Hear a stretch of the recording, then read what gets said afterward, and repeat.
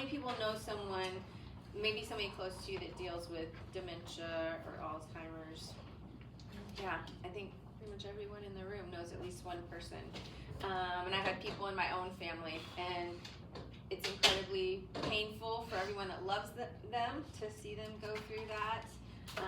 It's incredibly hard on the caretakers that take care of people that have Alzheimer's, and I know that every single one of us in the room do not want that fate for ourselves or the people that we love. And so today we're going to be diving into some of the information of what we can do today to help keep our brains strong and healthy to prevent this as we get older. And some of this information might be a little bit surprising. I'm going to give you as much information and take home, steps that I can in an hour. But obviously this is not everything that you need to know, but I hope that it will start making some incremental changes in your lifestyle that can help give you a much lesser chance of having Alzheimer's, because you've probably seen some of these stats.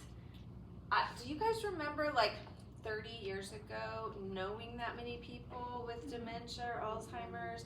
It was pretty rare, or it was reserved for people that were 90 plus, right? And now a lot of people know people in their late 50s or early 60s who are being diagnosed with Alzheimer's. We're seeing increases overall. So here we see in 2005 worldwide there were 25 million Alzheimer cases, and then by 2030, which is not that far off, it's going to be more than double at 56 million.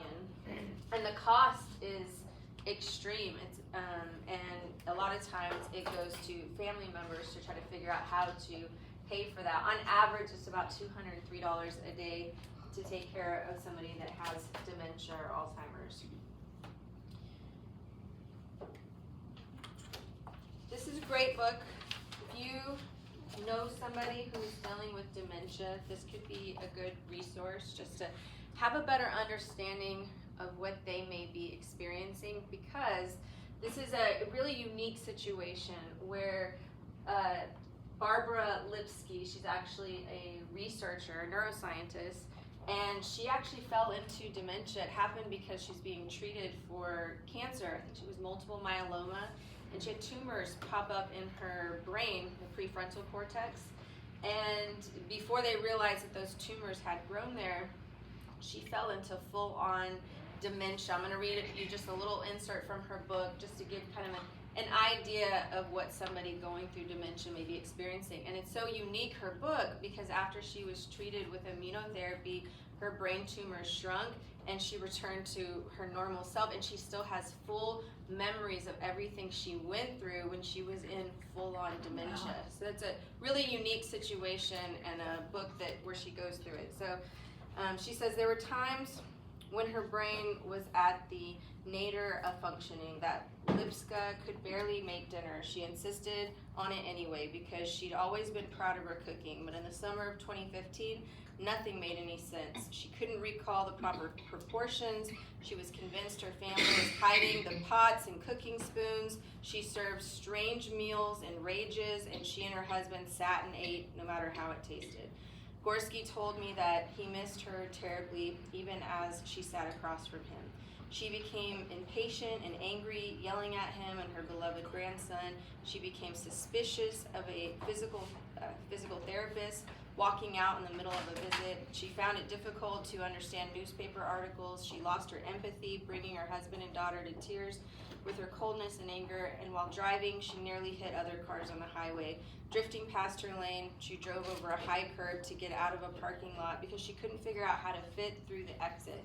And she blamed whoever constructed such a lousy exit.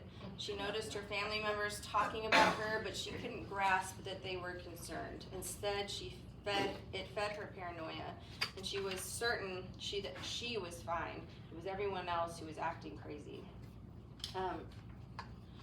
This is not how you were made to spend your later years. And I don't think I have to go over that in a lot of detail, because honestly, you guys showed up this morning, and I give you a big hand for coming on a Saturday to just add on to your health. And I love that our patients are lifelong learners. That's definitely what I consider myself. There's always more that I can learn in every aspect of health, and having these workshops is an opportunity to build on that each time. So I see a lot of familiar faces. How many of you have been to at least one workshop before? Hey, good job. How many of you have been to like 5 workshops? I think, Lindsay, you're gonna win this one. Yeah. Thank you for doing that. Let's talk about the definitions, because sometimes it gets a little bit confusing. You often hear people say dementia / Alzheimer's disease. So dementia is really an umbrella term, not a single disease, and it describes the set of symptoms, which often is memory loss, impaired reasoning, language problems, personality changes, and that they are severe enough to interfere with daily life. Dementia can be caused by several different conditions, including Alzheimer's disease, vascular dementia, Lewy body dementia, and prefrontotemporal dementia. The 2 most common is Alzheimer's disease, which is the most common, and that's a specific brain disease and the most common cause of dementia. About 60 to 80% of dementia cases are Alzheimer's disease. And it involves a progressive damage to brain cells, and they see specific things when they do brain scans that alert them that this is Alzheimer's disease. Specifically, it's the association with an abnormal protein buildup called amyloid plaques and tau tangles that they see around the neurons of the brain. And that leads to worsening memory loss and then cognitive decline over time. And there's some predictability when someone's diagnosed with Alzheimer's disease as far as the timeline and what symptoms that they have in what order. And then vascular dementia is the second most common type of dementia, and this is because of blood vessels in the brain. Because what is the importance of blood getting to tissues of our body? Oxygen, and then what's the other thing that blood brings to our cells? Nutrients, right? So if we don't have healthy vascular system to the tissues of our brain, then we start getting unhealthy brain tissue, and that can result into dementia. Oftentimes it's because the blood vessels narrow, they can get hard, get clogged up, and then don't allow for good blood flow, which is for the oxygen and nutrition to sustain high metabolic activity. A lot of the things we're going to be talking about and how it affects our incidences or chances of getting Alzheimer's have to do with things that affect our metabolic health. And your metabolism is all the chemical reactions that are happening in your body to give you the end result of energy, which is what allows you to do anything, whether it's your eyesight or to use your muscles or your immune system or the ability of the neurons in your brain to work properly, all rely on the metabolism of our body.